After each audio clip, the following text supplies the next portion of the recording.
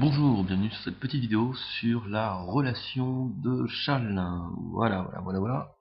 Donc nous allons étudier dans cet exo la relation de Chasles, comment on l'applique, notamment sur une fonction qui est définie par morceau. Alors ici nous avons une fonction qui est définie par morceau, c'est-à-dire que pour certains intervalles, la fonction prend une valeur particulière. Par exemple ici, pour t appartenant de moins l'infini à 0, ma fonction est nulle.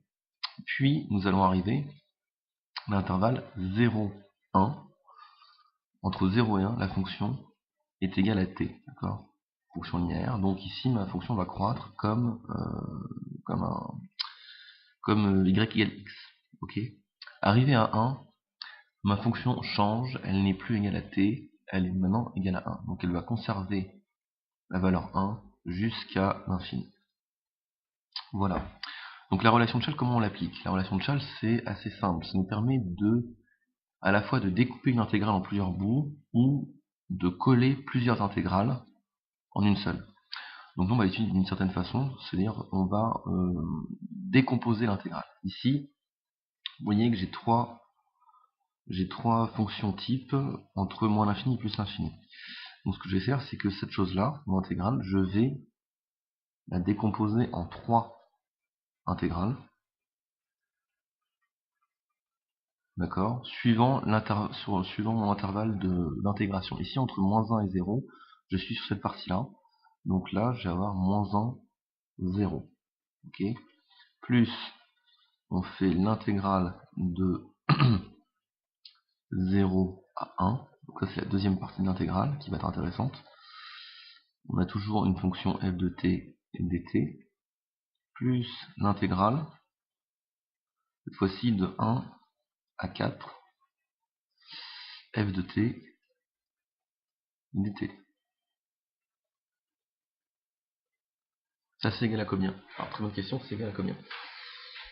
Donc, je vais remplacer ici mes f de t dans chacune de ces intégrales par la valeur qui convient, qu'on me donne ici, d'accord? Et qui est définie par morceau. Donc, entre moins 1 et 0, sa valeur vaut 0. Donc ici, j'ai l'intégrale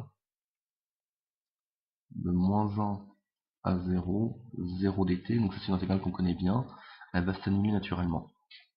Plus l'intégrale de 0 à 1 de la fonction f de t qui vaut ici t, donc t dt.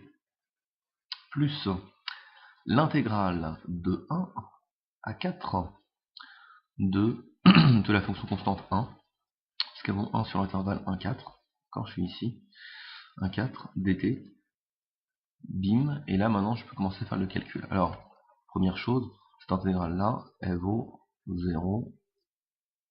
Déjà ça permet de simplifier l'affaire. On poursuit. Donc, égal. C'est quoi la primitive de t? La primitive de t, c'est t carré sur 2. Donc ici, on a primitive de t carré sur 2, entre 0 et 1. Plus primitive de 1, c'est t, entre 1 et 4. Alors bien sûr, je ne me prends pas la tête avec une constante d'intégration qui finirait par s'annuler entre les deux termes. Ici, je ne la mets pas pour gagner un peu de temps. Je fais souvent mes intégrales comme ça, donc pas vous inquiéter, c'est normal. Donc j'ai t carré sur 2 entre 0 et 1, plus t entre 1 et 4. Et ça, c'est égal à... Donc maintenant, il faut faire une évaluation. Donc là, ça me fait 1 demi moins 0, la première, plus 4 moins 1. Donc là, je me retrouve avec 1 demi plus 3. Donc ça, c'est égal à 2 fois 3, 6, mise au millimètre, donc ça me fait 6. 7 sixièmes, tac, c'est bien ça.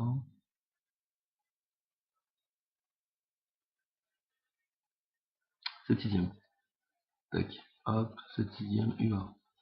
Voilà, donc nous venons de faire une relation de Chasles qui nous a permis de décomposer cette intégrale-là en 4 morceaux, suivant l'intervalle de définition de notre fonction, sachant que sachant que notre fonction est définie par morceaux sur 3 intervalles, et que ici on fait l'intégrale de moins 1 à 4 de notre fonction, donc ça veut dire qu'on va les piocher dans chacun des intervalles présents ici.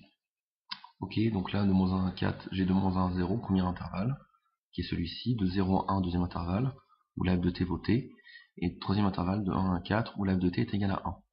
Voilà. Donc nous venons de finir le taf. Ici, bien sûr, je vous rappelle, dès que vous avez un morceau d'une fonction qui est égal à 0, l'intégrale, avec un peu de technique, vous n'allez plus la marquer, ça ne servira strictement plus à rien. Et vous allez garder juste l'intervalle dans lequel l'intégrale est, enfin la fonction est non nulle, plutôt. D'accord? Voilà, ici les constantes d'intégration sont pas nécessaires. Là, oui, donc là c'est bon, on est ok. Voilà.